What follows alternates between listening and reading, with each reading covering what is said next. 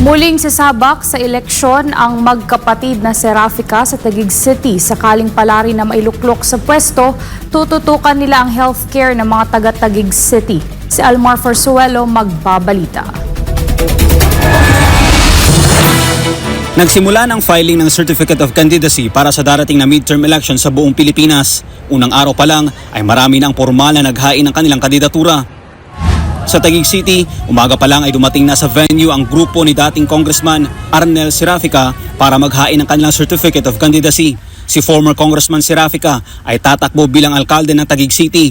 Kasama nito naghain ng kanyang kandidatura ang kanyang may bahay at siya ring katandem nito na tatakbong vice-alkalde na si Janelle Serafica.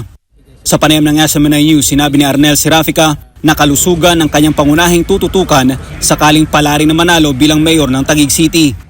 Well, number one sigurado, inisip natin ang health. Kasi yan ang nakikita kong problema sa atin. Dapat magbigyan natin ng pansin na yan ang napakalaking nakikita kong problema dito sa atin. Na sa laki ng pondo natin, dapat pagka nagkasakit ang mga taga-Taguig, papasok na lang ng ospital.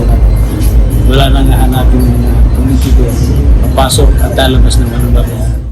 Tungkol naman sa peace and order, sinabi nito, naririnig ko yan, talagang peace and order. Hindi lang dito sa Pilipinas yan, kaya talagang dapat pagtuunan din natin ang pansin.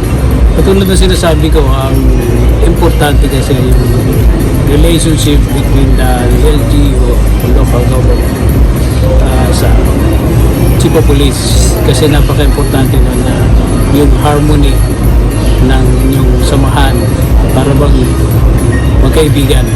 So bigay mo lahat yung kailangan nila para nang sa mga ganun makapag-perform sila ng maayos. Kaugnay nito kasama din ni Arnel ang kanyang kapatid na si Alan Serafica na tatakbong congressman ng 1st District ng Taguig City.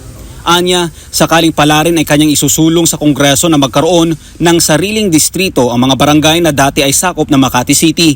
Well, kasi now, Supreme Court decided, it's final, na ang 10 barangay sa Emeralds ay kasama na sa City of Taguig. So I think it's about time they deserve another district. And I understand for now may moratorium sa pag-create ng another district. Pero hopefully by the next Congress, mapagbigyan. Sang-ayon din ito na dapat tutukan ang kalusugan sa Taguig City. Paliwanag ni Alan Serafica, hindi na bago sa kanilang tumulong sa kapwa. Kaya upang mas mapabilis ang kanilang pagtulong sa mga mamamayan sa Taguig, kaya sila tatakbo para sa midterm election. We are doing that for the last 9 years.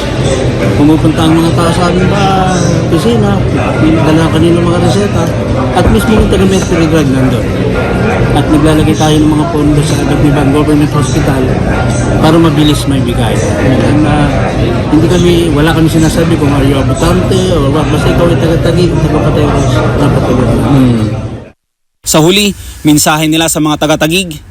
So sa mga Taguigenyo, narito pa rin ang inyong lingkod. Patuloy na lumalaban, hindi dahil sa Team AMC. Laban ito ng mga next generation. Para sa inyo po ito. Let's create and let's build a government. A government that prioritize people and not politics. Yan po ang gusto namin ipahatid na mensahe sa aming mga kababayan sa Taguig, sa Pateros. Uunahin po namin nakapaparan ng mga tao. Dapat po maramdaman nila sa panahon ngayon. Onwards. Para sa Diyos sa Pilipinas kung mahal, Almar Forzuelo, SMNI News.